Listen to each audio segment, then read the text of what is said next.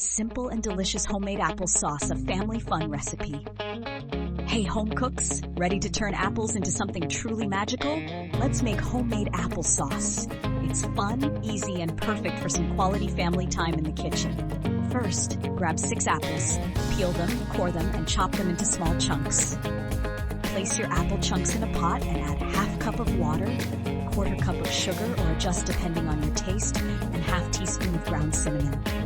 Add a squeeze of lemon juice or a tiny splash of vanilla for extra zing. Cook the mixture on medium heat, stirring occasionally, for 15 to 20 minutes, or until the apples are soft and smell heavenly.